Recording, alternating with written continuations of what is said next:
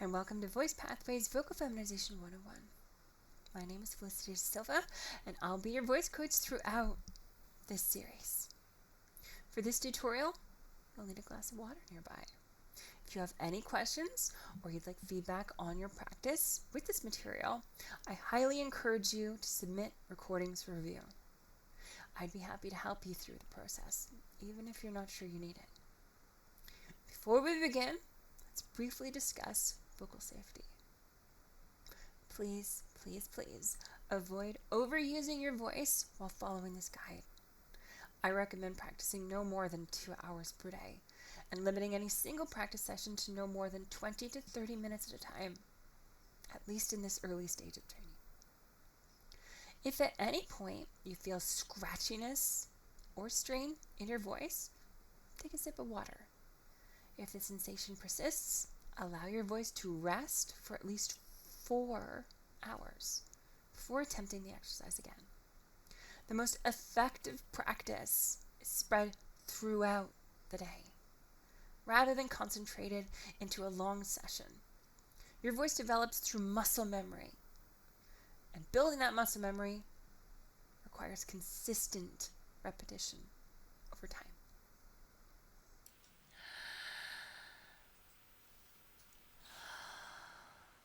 Now, before we begin working with pitch, I want to address a common misconception first.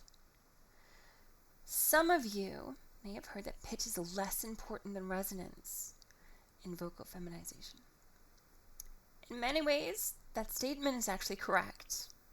However, pitch still plays a meaningful role and should not be ignored. For that reason, I'm going to begin your training here. I'd like to think of pitch as a buffer during the learning process. When your speaking pitch sits near the lower edge of the average female vocal range, it becomes much easier for your voice to unintentionally dip into androgynous or masculine territory, especially during relaxed speech. And when a voice consistently moves outside the expected range from a speaker's presentation, listeners tend to notice. Most people unconsciously categorize voices into 2 broad groups: masculine, feminine. When a voice sits clearly between those categories, it draws attention, sometimes out of curiosity, and sometimes in ways that feel uncomfortable to the speaker. For this reason, we will establish a reliable pitch floor early on in the training process. Now, it is certainly possible to develop a voice inside the lower female vocal range and have it be female passing. However, the margins for error are much smaller. Even a tiny mistake, a slight dip in tone or pitch, can draw unwanted attention to the voice. For this reason, I suggest beginning with a slightly higher than average pitch during your training. In these lessons, we will set your speaking pitch in the middle of the average female vocal range, which is C4, if you didn't know, approximately 262 Hz. Later, once you have full control over your voice, you can decide to settle at a lower pitch if that's what you really want and that's what you're more comfortable with. That choice is entirely yours. And ultimately, that freedom of choice is the reason you are here, I hope. The first step is to learn how to form a C4 consistently. To do this, I recommend using either a toning device or a musical instrument. For these lessons, it is also very helpful to use an app capable of analyzing your pitch in real time, so you can see exactly where your voice is landing. I personally recommend an app called Vocal Pitch Monitor, though there are many similar applications available that will work just as well. Now, let's do a little demonstration. Right now, I've got my phone set up on a vocal pitch monitor. I've got some piano notes. I've gotten a video that I've added. You could play it live on an instrument if you'd like. I'm just going to play a little bit of the piano notes for you, let you hear them, and then I'm going to vocalize a C4 for you. Sounds like this.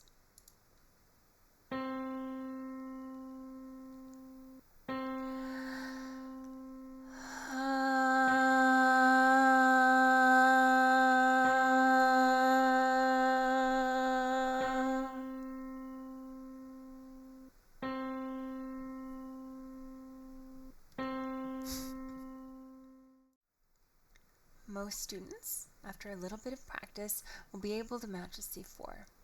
However, a portion of students may find themselves struggling at this stage. If that happens, don't worry. That's completely normal. If you are able to produce a C4 comfortably, you can skip ahead to the next section, where we will begin working on raising the larynx. If you're having difficulty reaching C4, we will begin by expanding your pitch range. Anecdotally, I have observed that roughly 10% of beginning students have not yet developed their chest voice range high enough to comfortably reach a C4.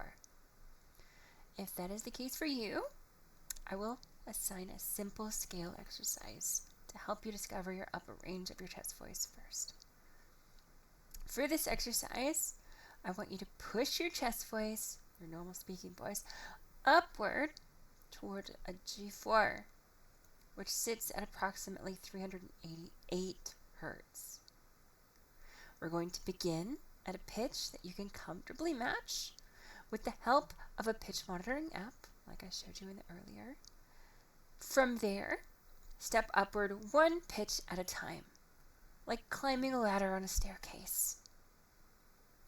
When you reach the highest note you can comfortably produce, begin stepping back down the ladder, and then climb back up again. Over a relatively short period of time, you will usually find that your voice can climb one note higher, and then another, gradually extending your range up to the G4. Continue working upward until your chest voice naturally tops up. It tops out, like I said, at a G4, at roughly 388 hertz, unless you're very, very talented and you've pushed even higher, which is rare. At that point, your voice will naturally want to flip into head voice anyways. That's also known as falsetto. Let's do a demo. Okay, since we're going to be doing scales from more familiar pitches up to higher, around a G4, we're going to start out where it's familiar. So I'm going to try starting out at around a C3 and then creeping our way up the stairs or ladder until we hit the G4. It's going to sound hopefully something like this.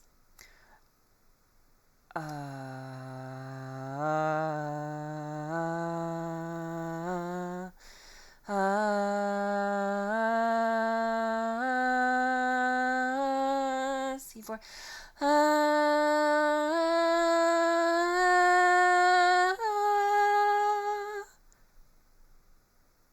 That's G4. Note, it is possible to perform these scales incorrectly by slipping into head voice instead of remaining in chest voice. Be mindful of the mechanism you are using. When you are using chest voice, you can easily increase the volume by pushing more air through the vocal tract. When you are using head voice or falsetto, this becomes much more difficult. In other words, if you find that you cannot make the sound significantly louder, you are likely using the wrong mechanism. Take your time working through the scales until you can comfortably reach a C4 and eventually G4 while remaining in chest voice. Once you are able to consistently reach both notes in chest voice, proceed to the next section of the tutorial.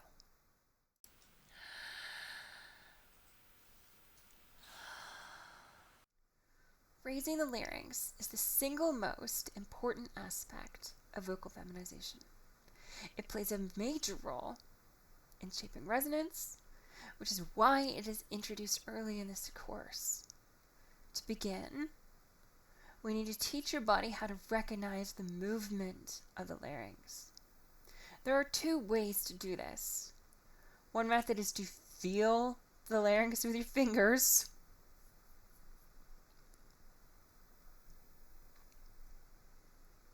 This approach works well for building awareness.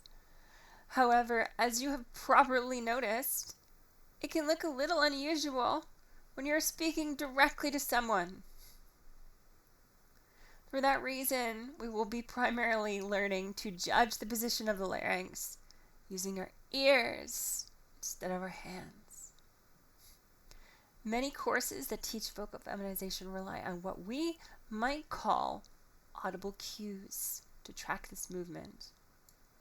These cues are often created using joining sounds such as and While these methods can be effective, they share a common drawback. They can sometimes feel awkward or intrusive when inserted into natural speech. As an alternative, I prefer to use breath itself as the audible cue. Breath is subtle, flexible, and can be used naturally in almost any situation. Unlike joining sounds, breath can be used throughout an entire sentence rather than only at specific points. It also offers an additional long-term benefit. With practice, the breath pattern becomes muscle memory.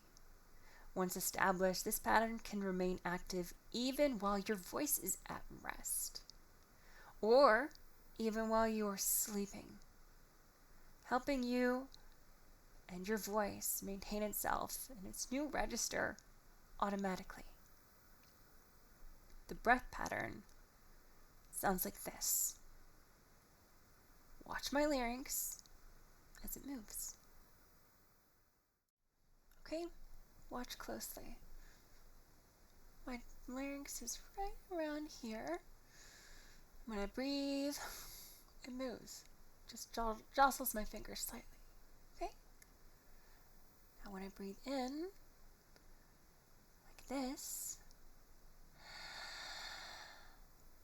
it raises up really, really high. Very high. Every single sound the larynx is up for. That's the goal. That's why you do it in a breath.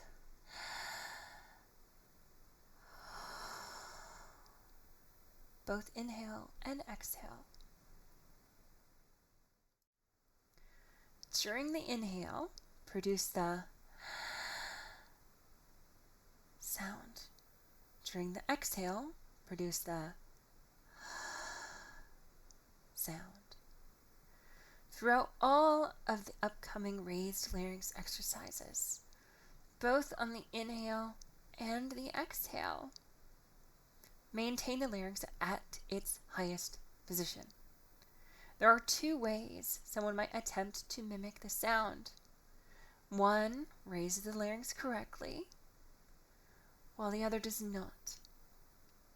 Use your fingers to double check that you are using the correct mechanism.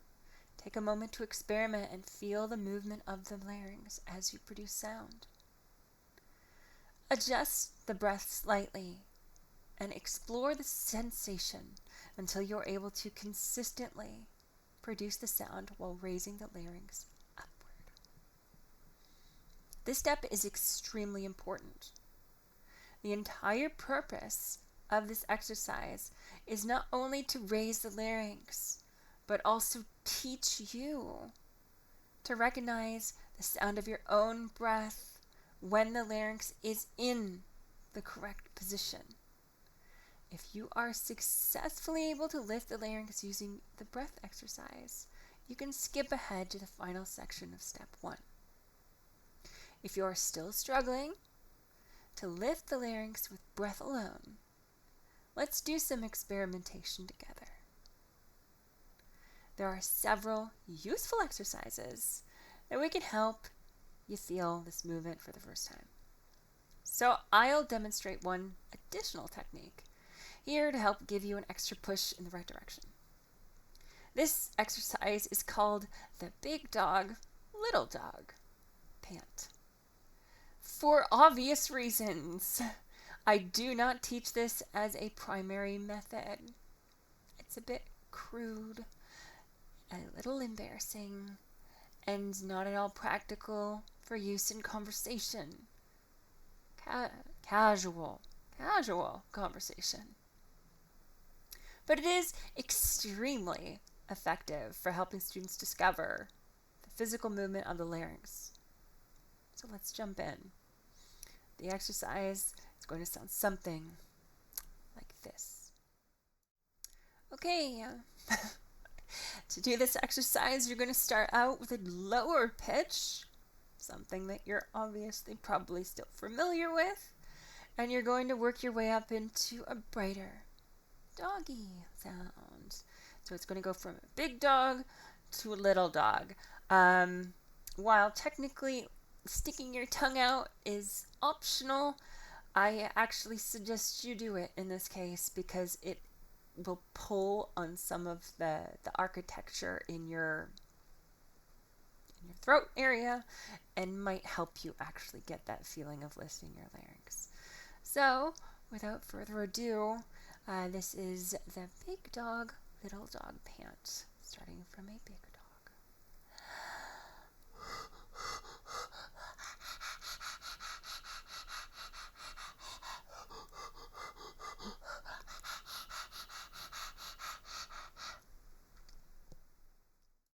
Instead of beginning with a single act of mimicry, like the breathing exercise that I first demonstrated, we start in a more familiar vocal position, one where the larynx is naturally lower in the throat, the big dog. As we gradually shrink the size of the dog, from big dog to little dog, the larynx must move upward to adjust the size of the resonating chamber inside the throat and the back of the oral cavity. As I said, the lolling of the tongue is optional, but it helps gently pull the mechanisms and structures that maintain everything upwards and out. So when you're trying to lift your larynx, it can be helpful. Once you're able to clearly mimic the size difference in the dog panting exercise, switch back to the breathing exercise I first demonstrated and apply the same concept until you can raise the larynx using breath alone. Okay? As a refresher, the breathing exercise is this.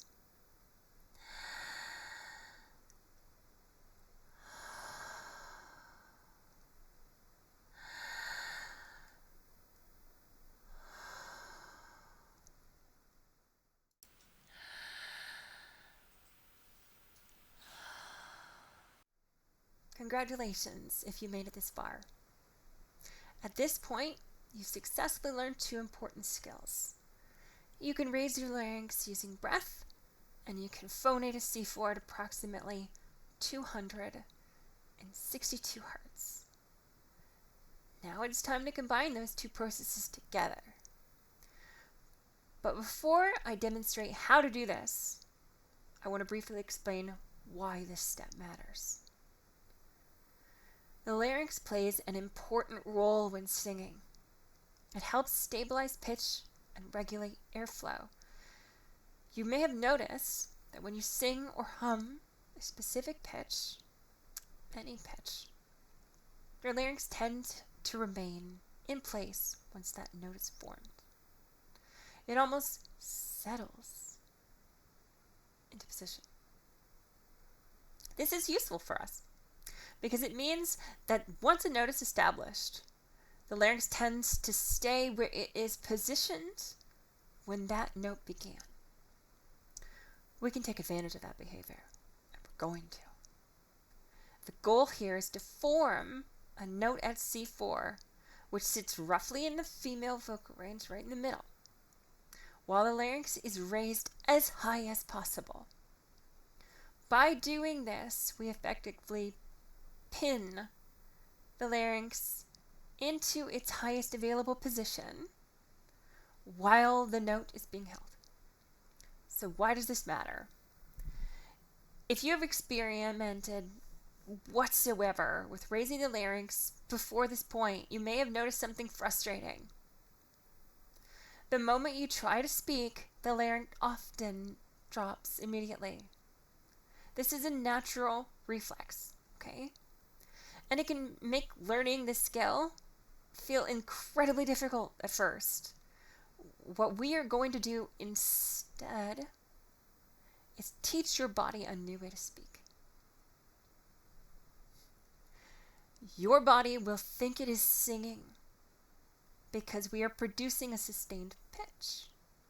But instead of singing, we will gradually transition that note into speech.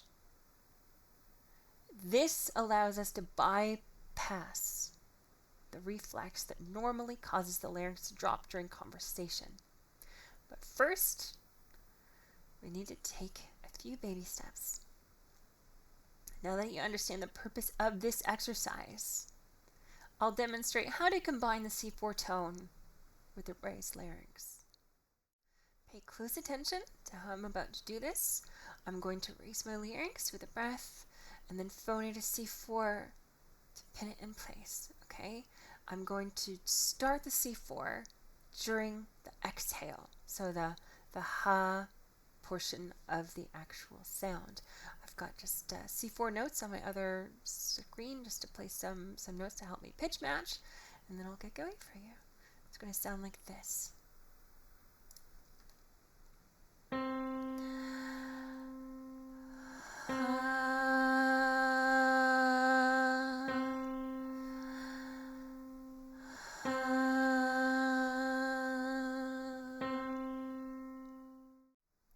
During the inhale, perform the sound. During the exhale, perform the sound. Throughout this process, maintain the larynx at its highest position during both the inhale and the exhale. As the exhale begins, gradually apply more pressure by pushing additional air through the airway, without releasing the contraction that holds the larynx upward. At that moment, the C4 pitch should pop out naturally during the exhale, and the larynx will settle or nestle into that position. Here's it one more time.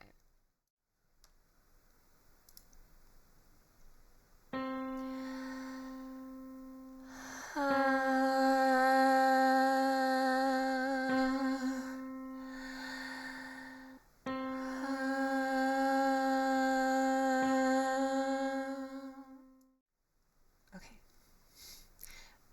This is important. Pay close attention not to allow the larynx to move during the process. Breathe in, raise the larynx, hold the position. Then breathe out, still maintaining the raised larynx, and form the note C4. Once the note begins, you can relax. Believe it or not, you can actually relax the muscles holding up the larynx. The sustained pitch itself now holds the larynx in place for you. The note should sound clear and pure, not strained or rough. Repeat this process until you are able to produce the note consistently with a clean tone. Once the note is pure and the process feels clear and repeatable, it's time to increase the difficulty in order to cement this audible cue and establish the foundation of your voice. We'll start simple. Breathe in with the larynx raised. Breathe out. Form the note C4. Now, While holding that note, speak a simple sentence using the same monotone C4 pitch. For example, my name is Felicity. You should experiment with your own sentences as well, by the way, but regardless of which sounds you choose, I've got to do a demo for you. And mine's going to sound like this.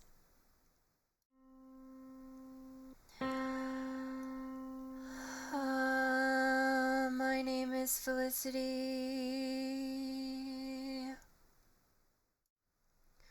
Pay attention to one important detail during that entire sequence.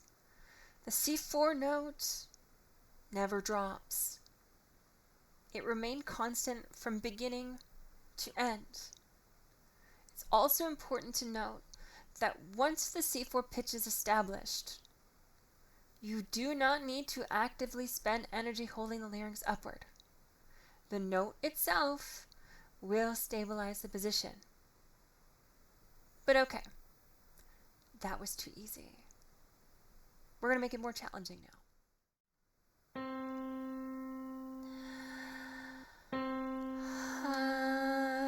Transformation is not gentle in the way we imagine. Transformation is not gentle in the way we imagine.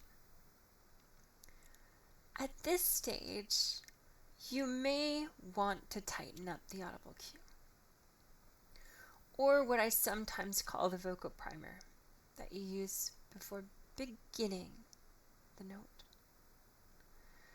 Remember, the cue only needs to confirm two things: that your larynx is raised and that you are forming a C4. It doesn't need to take up much airtime. Try shortening the primer slightly so that you have more breath available for longer sentences.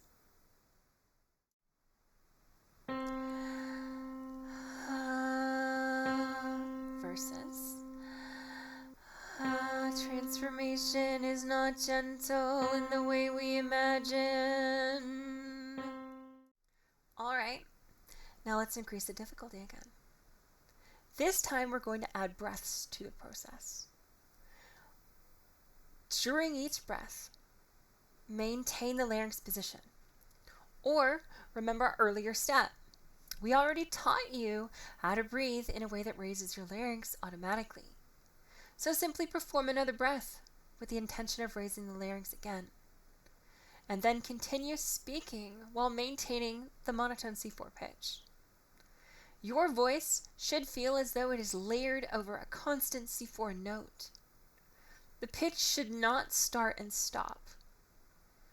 If the sound starts and stops, that creates opportunities for the larynx to move. A constant tone leaves no room for that larynx to drop.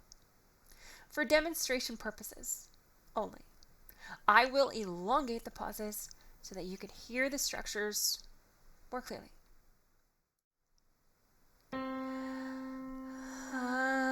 Transformation is not gentle in the way we imagine. It asks for patience.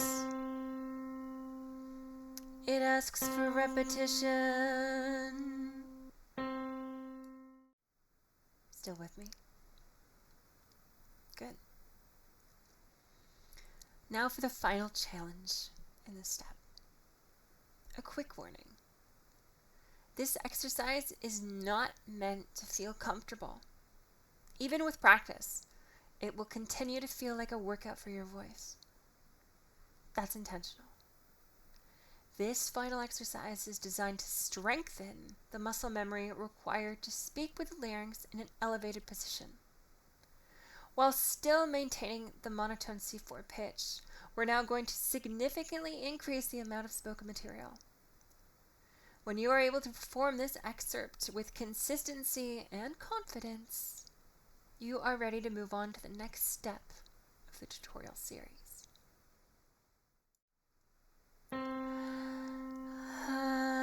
transformation is not gentle in the way we imagine.